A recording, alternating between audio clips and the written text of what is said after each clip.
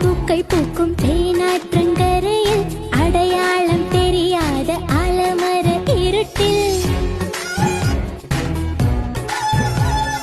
இருள் கூட அறியாத இன்பங்களின் முகட்டில் இரு பேரும் கைதான்